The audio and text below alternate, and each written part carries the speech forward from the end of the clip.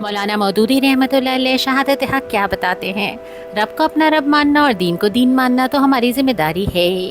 ہمارے اندر کسی نہ کسی طرح یہ موجود بھی ہوتا ہے۔ کچھ لوگ نماز، روزہ، حج، زکوٰۃ، نکاح، طلاق، وراثت اور ایسی دین پر عمل کر کے سمجھتے ہیں کہ ذمہ داری تو ادا ہو گئی، لیکن ان سب کو کرنے کے ساتھ ساتھ ایک اہم ذمہ داری مانیٹر آف دا ورلڈ، حق کے گواہ بن کر کھڑے ہونے کی بھی ہمارے اوپر ہے۔ یہ ذمہ داری امت کا مقصد وجود ہے۔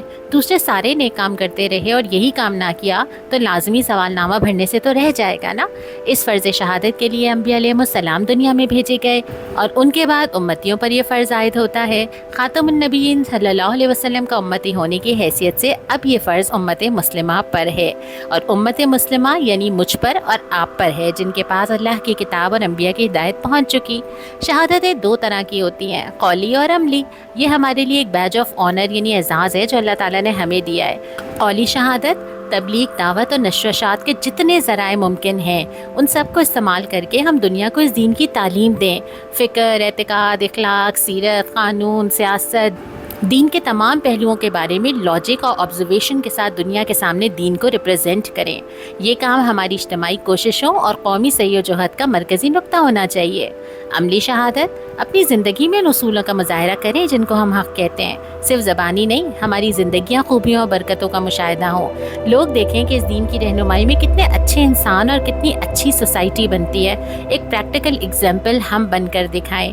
لیکن یہ شہادت ہم جب ہی پیش کر سکتے ہیں نا جب ایک پورا اسٹیٹ انہی اصولوں پر قائم ہو جائے، پورے دین کو عمل میں لا کے دین کو انسانیت کی فلاح کا ضامن ثابت کر دیا جائے۔ اب ذرا اپنا جائزہ لے لیں، کیا ہم انفرادی اور اجتماعی طور پہ زبان و قلم سے اسلام کی شہادت ادا کر رہے ہیں؟ ہمارے زمیندار، ہمارے جج، ہمارے وکیل، ہمارے پروفیسرز، ہمارا میڈیا، ہمارے اسکول اور کالجز، یونیورسٹیز، ہم کیا پروموٹ کر رہے ہیں؟ اور پھر اس کے بعد ہمارے لیڈرز کیا نعرے لگا رہے ہیں؟ قولی شہادت کی صورتحال تو اتنی زیادہ کمزور ہے کہ عوام سے لے کے ریاست تک کہیں بھی اسلام نظر نہیں آتا۔ عملی شہادت کا جائزہ لیں تو اس سے برا حال ہے۔ انفرادی طور پہ تو برائیاں ہیں ہی ہیں، لیکن اجتماعی زندگی کا کوئی ایسا پہلو نہیں ہے جس میں ہم اسلام کی صحیح نمائندگی کر رہے ہوں۔ اسی حق کو چھپانے کی وجہ سے مسلمان قومیں ایک ایک کر کے مغلوب اور محکوم ہو گئی ہیں۔ اگر ہم ایسا نہ کرتے اور سچے پیروکار بنتے تو آج اس طرح ہم اکثریت سے کانپ نہ رہے ہوتے، اور یہ تو دنیا کی سزا ہے، آخرت کی سخت سزا تو اس کے علاوہ ہے۔ اب جتنے بھی مسائل ہم حل کرنے کی کوشش کریں، سب سے بڑا مسئلہ یہ ہے کہ ہم شہادت حق کی ذمہ داری سے غفلت برت رہے ہیں۔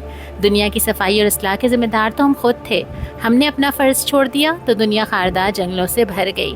اگر آپ اللہ کی طرف سے آئی ہوئی ہدایت کی صحیح پیروی کریں، اس کی شہادت اپنے قول و عمل سے دیں تو ذلت اور محکومی کے بادل چھٹ جائیں گے۔ یہ سب اسی وقت ہوگا جب دعویٰ خدا کی بندگی کا تو بندگی بھی خدا کی، نہ کہ شیطان و طاغوت کی۔ ہم کہتے ہیں مسلمان ہونے کی حیثیت سے اقامت دین اور شہادت حق کو مقصد زندگی بنا لیں، یہاں تک کہ دین پورا کا پورا قائم ہو جائے، پوری دنیا کے سامنے اتمام حجت ہو جائے۔ تو اب بتائیے، شہادت حق سمجھنے کے بعد مسلمان ہونے کی حیثیت سے اپنا طرز عمل بدلنے کا آغاز کریں گے؟